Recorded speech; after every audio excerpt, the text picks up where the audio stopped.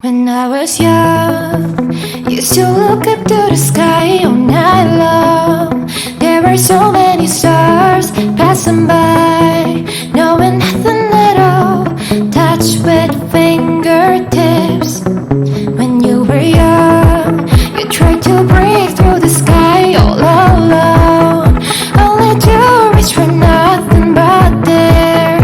Didn't care anything, rushed with conviction. Someday in all this time, your light was perishing, and that's when I saw you fall apart. I wish you would look back and see the world you have drawn. There must be something you've been missing around. If you can find them and make you believe you're alive, but whether or not, it's all up to you.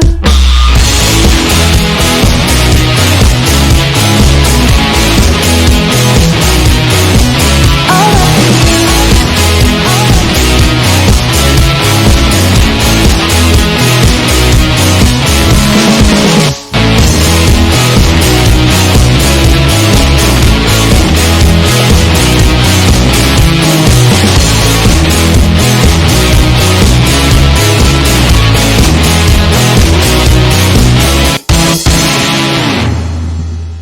안녕하십니까. 2022년 4월 29일 금요일 시장이 마감됐습니다. 보시다시피 삼성전자가 4%대 급등하는 모습을 보여주면서, 급등이라기보다 급반등이죠. 그죠? 그러면서 코스피 지수가 1% 상승하는 모습.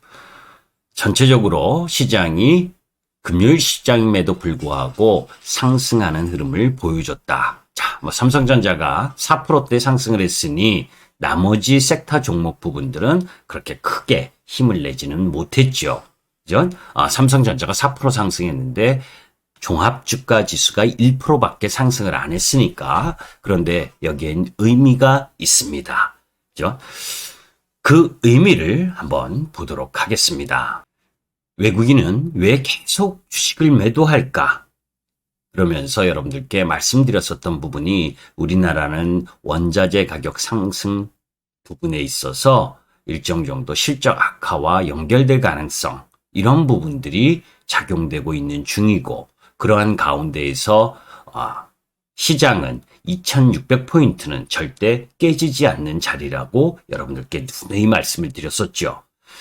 미국의 긴축이라든지, 그리고 그 속에서 중국의 제로 코로나 정책, 원자재 상승, 이런 부분이 작용을 하고 있지만, 실질적으로 외국인의 매도의 가장 큰 요인은 환율이다. 그래서 환율과 관련된 내용을 여러분들께 수요일 날 긴급하게 말씀드렸던 거 기억하실 거예요. 그죠? 원달러 환율과 외국인의 매도와 관련돼서 말씀을 드리면서, 우리나라 위기 때마다 원화 가치가 하락하는 모습을 보여줬고, 여기 지금 보시면 2008년 원화 가치가 1597원을 찍었을 때, 이때가 리만 브라더스 위기 892포인트를 찍었었던 때거든요.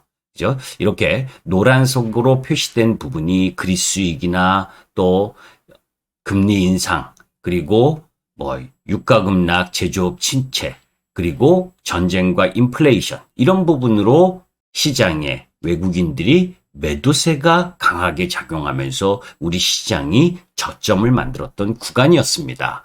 근데 제가 수요일 날, 4월 27일 수요일 여러분께 이 그래프를 가지고 말씀을 드렸었던 거 기억하실 겁니다. 무슨 얘기냐? 1월 28일 날 저점을 만들었었던 자리 2591포인트일 때 환율이 1210원이었다. 그리고 또 원화 가치가 하락하면서 1240원을 돌파하는 시점에서도 2600포인트를 깨지 않았다. 이때가 3월 15일. 그죠? 그리고 이번 국면, 어제까지 시장이 환율이 상승하면서 1200, 오늘 여러분들 조금 있다가 환율 차트를 보시겠지만, 그죠? 1270원이 돌파하는 시점에서도 종합주가지수가 2600포인트를 지켜냈다. 그렇기 때문에 우리 시장 흐름은 바닥이 나왔다라는 말씀을 드렸죠. 원화 환율의 일봉 차트입니다, 여러분들. 그죠? 어제 1275원까지 갔고, 그죠? 그 속에서 오늘 1275원 근처 갔다가 강한 음봉을 맞이했죠.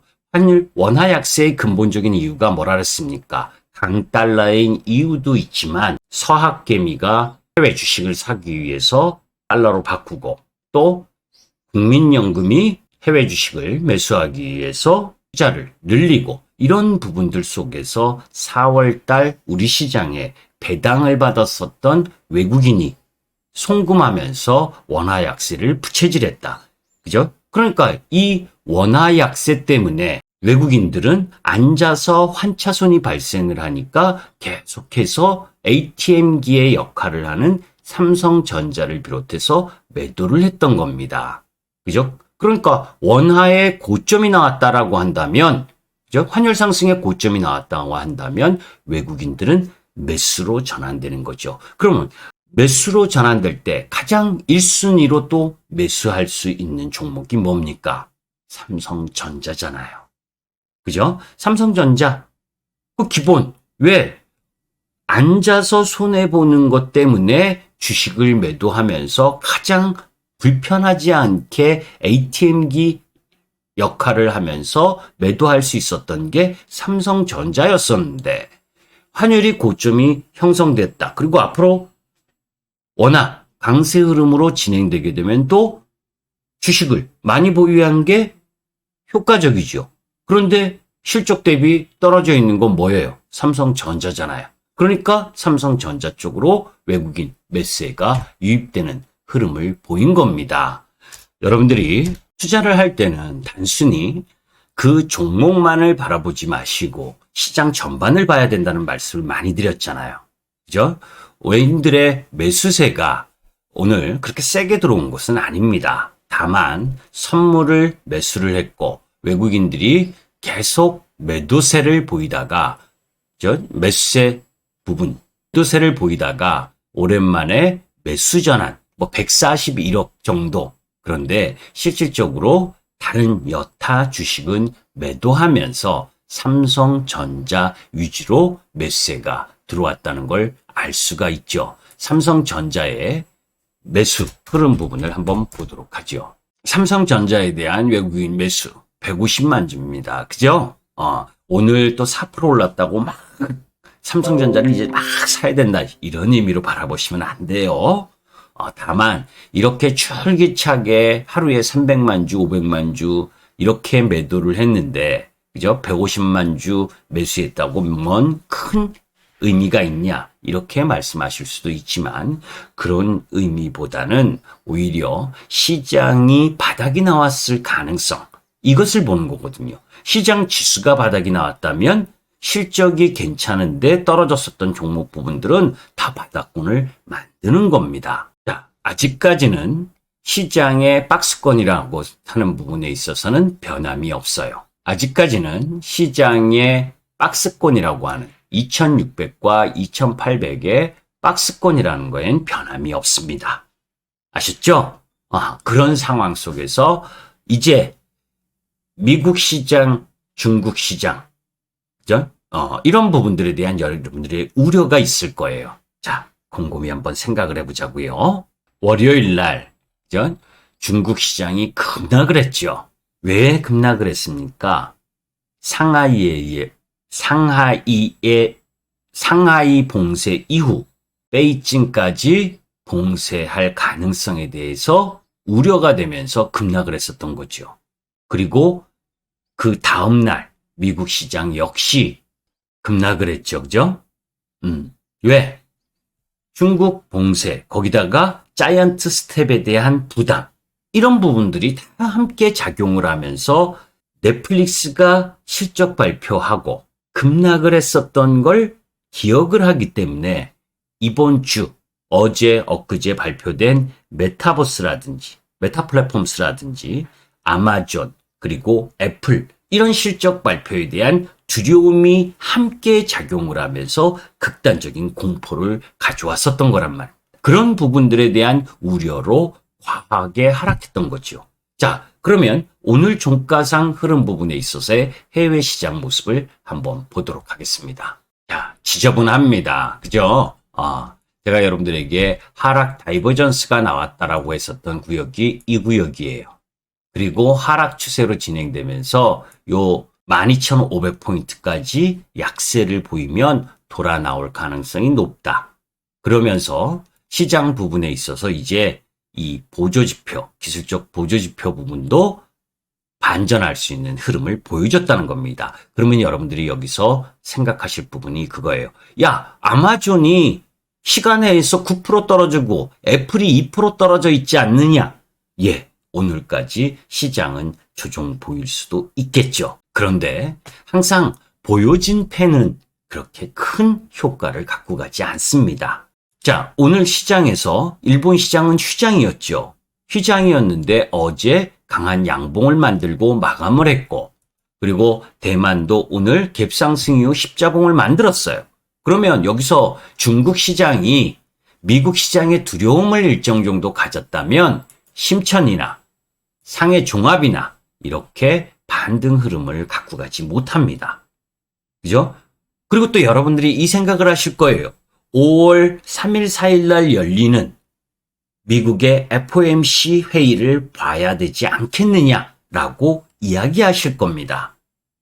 제가 여러분들에게 나스닥 이야기를 하면서 이때 3월 15, 16일 요 위치 때 FOMC 금리 인상한다. 이제 반등이다.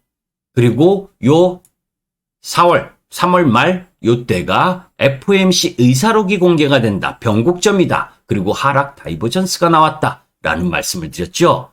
그런 부분들에 익숙해진 분들은 이번에 5월 FOMC가 금리 인상을 하는 부분이 변곡점이라고 생각할 겁니다. 저는 그렇게 생각하지 않아요.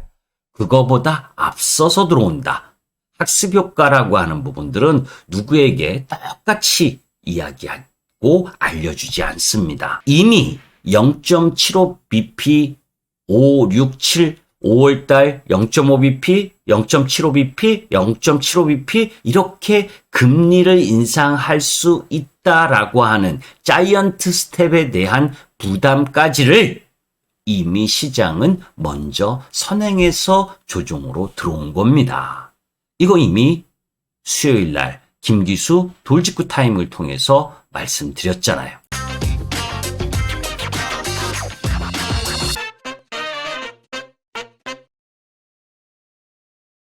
그죠? 이 이야기였죠. 미국 연준의 통화정책 기조가 변화했다.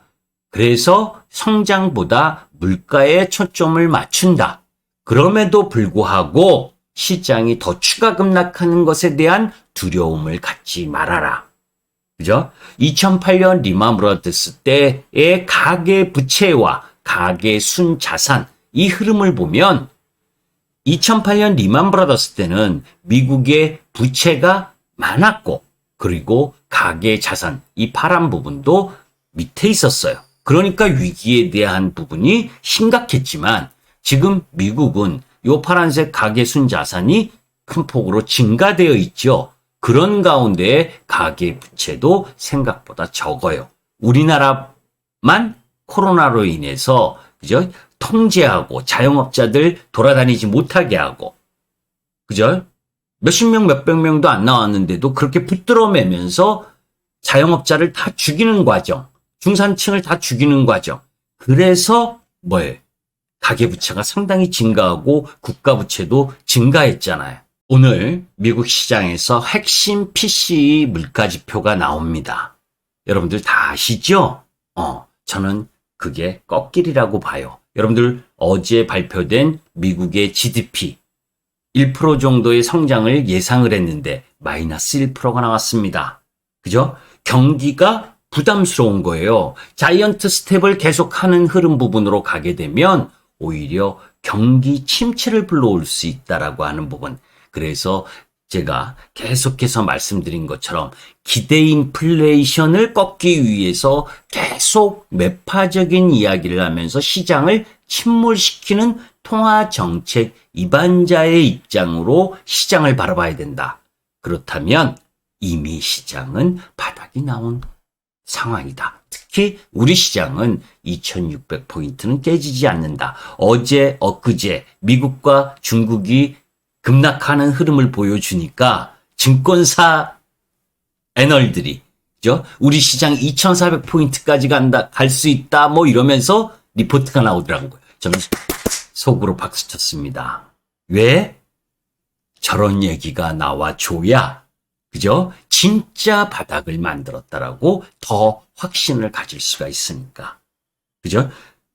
중국 시장이나 중국은 특히 월요일부터 목요일까지 휴장이잖아요. 수요일까지. 그죠? 수요일까지 휴장이어서 5월 5일부터 개장을 하는 그 연휴 기간을 앞둔 상황에서도 반등을 세게 만들어냈다라고 하는 부분.